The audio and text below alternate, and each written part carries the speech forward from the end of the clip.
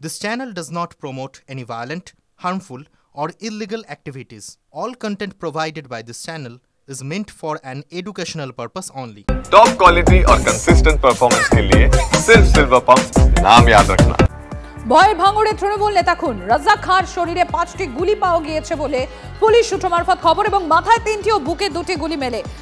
আমাদের প্রতিনিধি সুশোভন রয়েছেন আমাদের সঙ্গে। সুশোভন, আর কি জানা যাচ্ছে? দেখো, মূলত 5টি গুলি রাজ্জাক খাঁর শরীরে পাওয়া গেছে, যার মধ্যে মাথায় 3টি ও বুকে 2টি গুলি পাওয়া গেছে। আর তুমি জানো যে মৃত্যু নিশ্চিত করার জন্য ধারালাস্ত্রের কোপ দেওয়া হয়েছিল, যা একেবারে ঘাড়ের ডান দিকে রয়েছে। তদন্তকারীরা যেটা মূলত গুলি দেখে অনুমান করেছেন যে একেবারে দেশীয় বন্দুক ব্যবহার করা ছিল তাকে খুন করার জন্য। এবং ইতিমধ্যেই পুলিশ পুরো বিষয়টা খতিয়ে দেখছে, যদি এখনো পর্যন্ত কেউ অ্যারেস্ট হয়নি, কিন্তু পুলিশ পারিপার্শ্বিক তথ্যমূল সংগ্রহ করে গ্রেফতার করার জন্য চারদিকে তল্লাশি অভিযানে নেমেছে। ধন্যবাদ সুশোভন।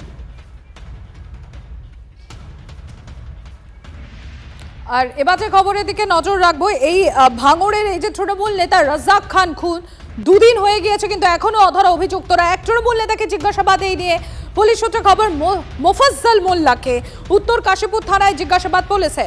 মোফাজ্জল রাজ্জাকের পাশের বুথের তৃণমূল নেতা, পঞ্চায়েত ভোটে তিনি পরাজিত হন।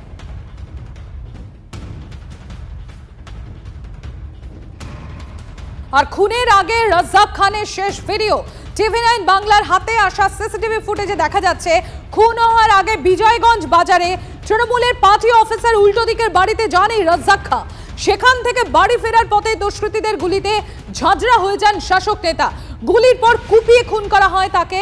ময়নাতদন্তের পর রাতে দেহ পৌঁছয় গ্রামে। রাজ্জাক আমার অত্যন্ত প্রিয় ছিল। আজকে সে খুন হয়েছে, নৃশংসভাবে খুন হয়েছে। এই খুন বাংলায় দেখা যায় না।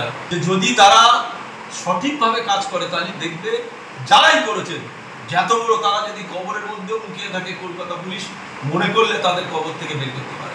কাদের সাথে গোষ্ঠীদ্বন্দ্ব, গোষ্ঠীর কোনো জায়গা নেই। আরাবুল ইসলাম নেই, আরাবুল ইসলাম দলের বাইরে আছে। তাই এখানে গোষ্ঠী কোন্দল কিভাবে হলো?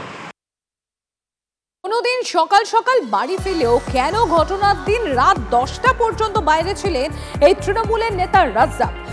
কাদের সঙ্গে দেখা করেছিলেন তিনি? পরিকল্পিতভাবেই কি বিলম্ব? এই সব বিষয়ে জানার চেষ্টা করছে পুলিশ। আমার সঙ্গে রয়েছেন সত্যজিৎ।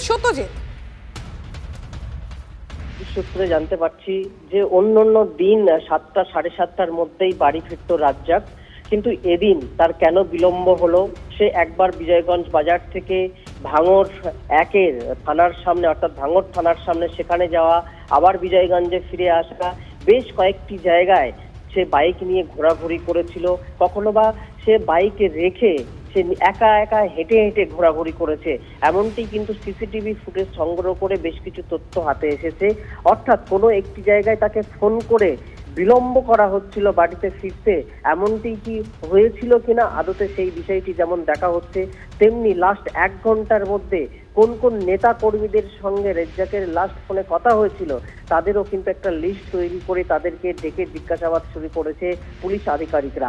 এখনো পর্যন্ত এই ঘটনায় কে বা কারা যুক্ত আছে সেই বিষয়টা পরিষ্কার না হলেও তদন্তে রয়েছে পুলিশ। আমাদেরও নজর থাকবে সেদিকে। ধন্যবাদ সত্যজিৎ।